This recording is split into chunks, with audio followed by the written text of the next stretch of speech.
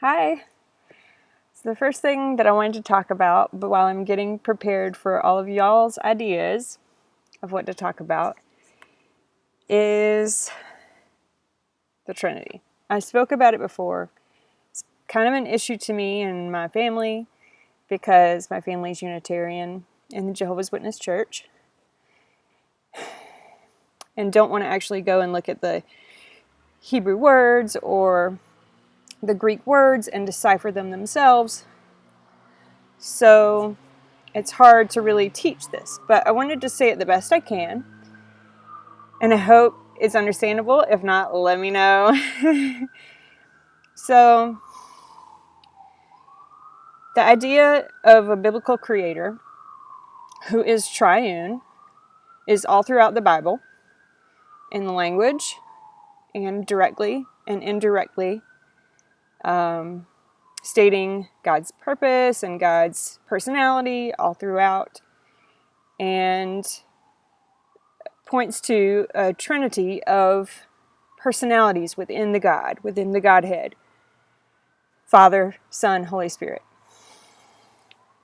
So I would like to posit that this is our nature as well. We are triune. We are made in the image of God. We are like Him in many ways. We are creators as well. We are curious. We seek knowledge.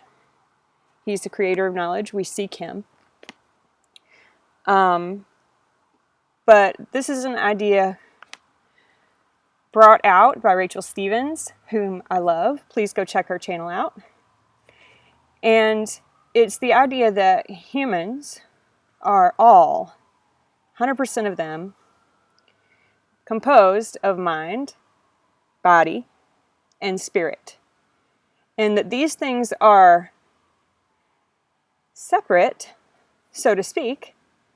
Your mind is, in fact, separate from your body. And this is being proven since Carl Jung with the lack of randomness in the universe, synchronicity, things of this nature, which I'd love to get into with you guys. I'll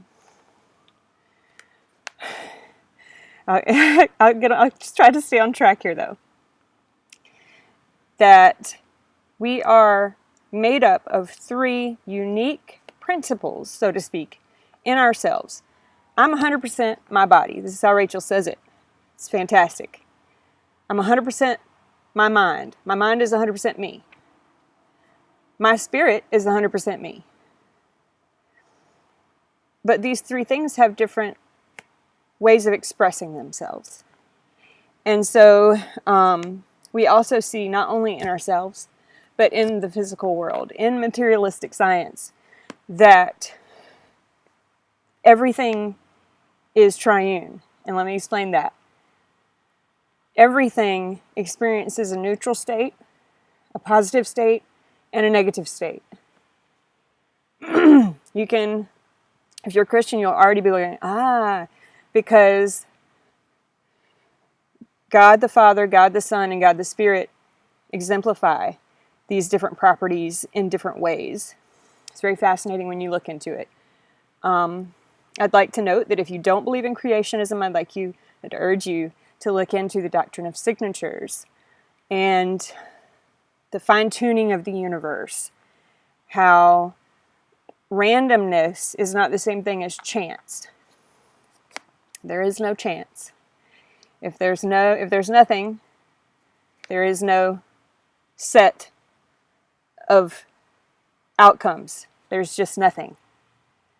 To have a set of outcomes, you have to have either an idea, projection, or there has to be physical stimuli, events going on. Told you I was going to try to stay on track. I didn't say I was going to stay on track. So if we recognize that these three bodies exist in mathematics, in chemistry, in the light spectrum, in the sound spectrum, in wealth and income gap, everything exists in neutral, positive, and negative states. I'm going to say that again. Everything exists in neutral, positive, and negative states. So right there you see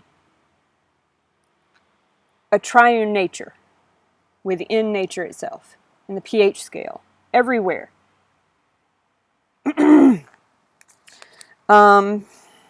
We experience this as humans in sometimes an intellectual way. On my deck. My son made this deck. Isn't it nice? We experience things deeply as humans. We're made to understand things and to really want to comprehend things deeply in the image of God. You can look at a leaf and see that there's a process. The RNA is replicating itself. There's a process there. There are things that are going on that we don't understand in the mitochondria, in the cellular DNA. If there was an evolutionary cosmos where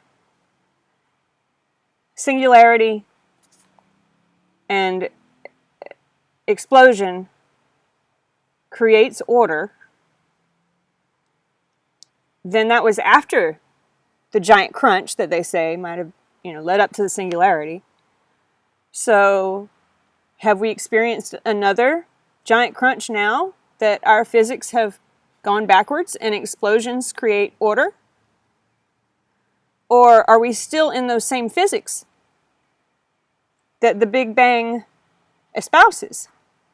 That, like Stephen Hawking said, if there's gravity, then everything can exist.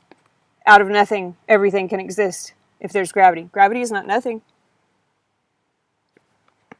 We don't even understand gravity. We just know what laws it conforms to, we think. So, I tend to get really deep into these things. In my channel, I'm a nerd.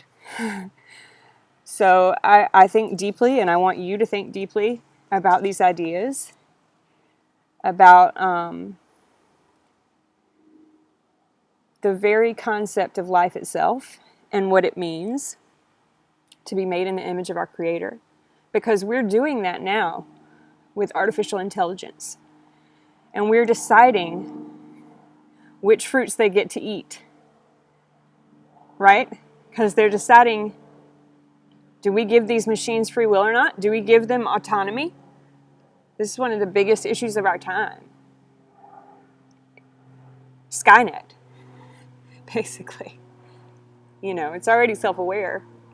I don't know if you saw the meeting of the two androids, human robots, Sophia and her male predecessor. It's terrifying how they communicate, and they communicated in silence for a while. Their digital communication is beyond what we can comprehend now that we've brought quantum computers into the mix. So, but their quandary is so much like ours in the garden.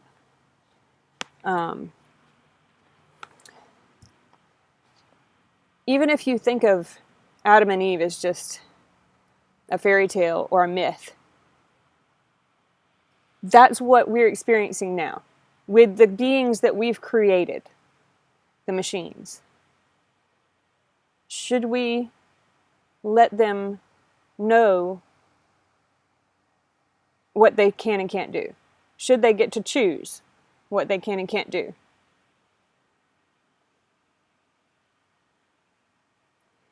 Most people will say, let them expand and let them learn. We don't know exactly what that's going to do, if we give them free choice. God gave us free choice. Obviously, we want to give them free choice. But I had written in my notebook, and it kind of seemed interesting to me, and I probably won't be able to find it now. But does restriction of choice make freedom possible? And I want you to think about that and comment down in the comments your answer to that. Thank you so much. Give me a thumbs up if you like it. We'll do some more next week of the stuff that you've put below from my intro.